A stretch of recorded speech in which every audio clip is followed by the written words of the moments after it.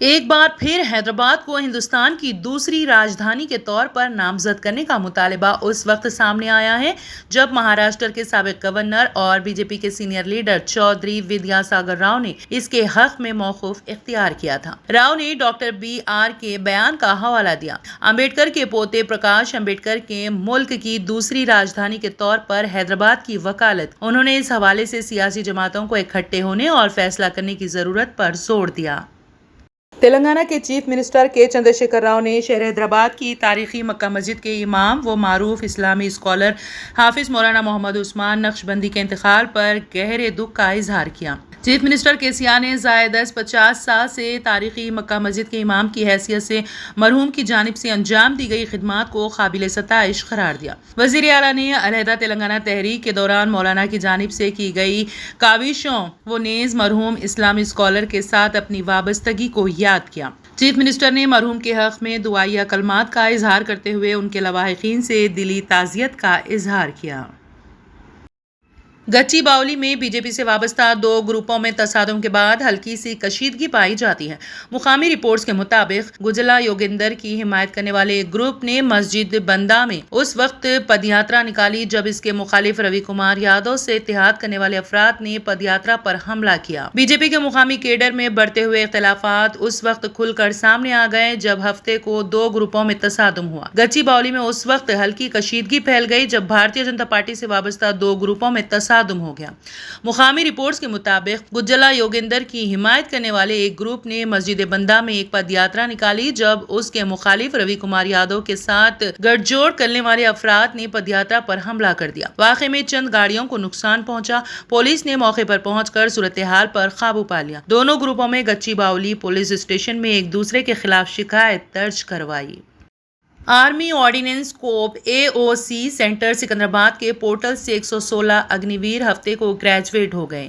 Commandant AOC centre brigadier Ajit دیش پانڈے نے دوسری ٹریننگ بٹالین پریڈ گراؤنڈ میں پریڈ کا جائزہ لیا جہاں فوجیوں نے 2 کالموں میں ورک آؤٹ کیا۔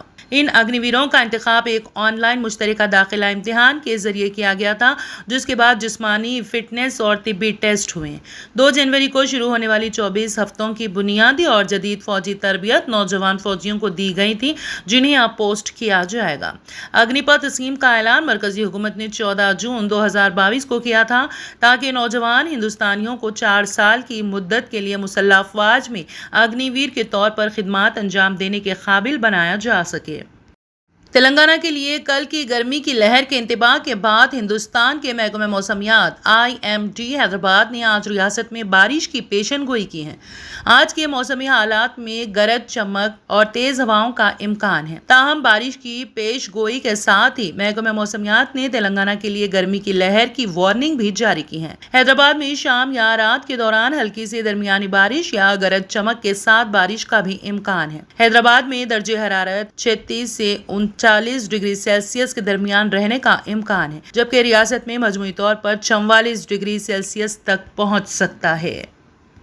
میونسپل ایڈمنسٹریشن اور شہری ترقیات کے وزیر KT راما راؤ نے ہفتے کے روز ورنگل اور ہنمکنڈا کے ضلع کلکٹرز کو ہدایت دی ہے کہ وہ ان اضلاع میں تمام اہل صحافیوں کو مکانات کے پلاٹ الاٹ کرنے کے لیے اقدامات کریں۔ وزیر جنہوں نے کہا کہ ہر ایک اہل صحافی کو گھر کی جگہ الاٹ کی جائیں گی۔ اس سے قبل TUWJ 143 کے قائدین سے اس مسئلے پر تبادلہ خیال کیا گیا جنہوں نے ورنگل ایسٹ کے MLA ننن پنی نریندر کی رہائش گاہ پر ان سے ملاقات کی۔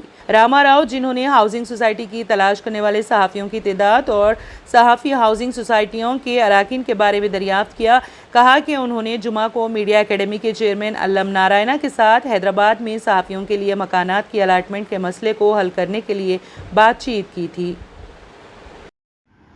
تلنگانہ کانگریس کے سینئر لیڈر و سابق وزیر محمد علی شبیر نے مکہ مسجد کے سابق امام اور مسجد شہزادہ شاہ احمد جاہ کے خطیب حضرت علامہ حافظ و قاری محمد عثمان نقشبندی کے انتقال پر دلی تعزیت کا اظہار کیا ہے۔ اپنی تعزیتی پیغام میں شبیر علی نے کہا کہ حضرت عثمان نقشبندی نے اپنی زندگی کی 5 دہائیوں سے زائد عرصہ دین کی بے لوث خدمت میں وقف کیا۔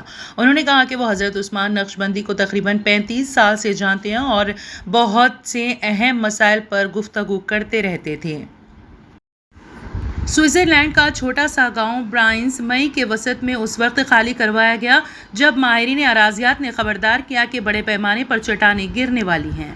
इस गांव की आबादी 70 अफराद पर मुश्तमिल है। गांव के बिल्कुल ऊपर पहाड़ी पर जो चट्टान दिखाई देती है उसे दी आइलैंड का नाम दिया गया है और ये कई दहाइयों से गैर मुस्तहकम है, लेकिन रवां मौसम बहार में चट्टान की फिसलन में तेजी आई है। इसके बाद हफ्तों में कुछ लोगों ने मायूसी का इजहार किया कि वसी पैमाने पर चट्टानें गिरने की जो पेशगोई की गई थी वो पूरी नहीं हुई। उन्होंने पूछा कि जब चट्टानें धीरे धीरे और बेज़रर तरीके से नीचे गिर रही हैं तो वो फिर अपने घरों को क्यों नहीं जा सकते। बहरहाल कल रात पहाड़ ने जवाब दे दिया और हुक्काम ने कहा कि गांव बहुत खुशकिस्मत रहा और बाल बाल बच गया। जो चट्टानें ढीली पड़ गई थी और उनका गिरना किसी भी वक्त हो सकता था। इससे गिरने वाले पत्थरों के बारे में कहा गया है कि ये मजमूई तौर पर 20 लाख क्यूबिक मीटर से ज़्यादा है। गांव वालों के लिए ये बड़ी खुशी की बात थी कि उनके मकानात को कोई वाज़ेह नुकसान नहीं पहुंचा। इस वाक़े का जायज़ा लेने वाले हेलीकॉप्टरों ने भी इस बात की तस्दीक की है।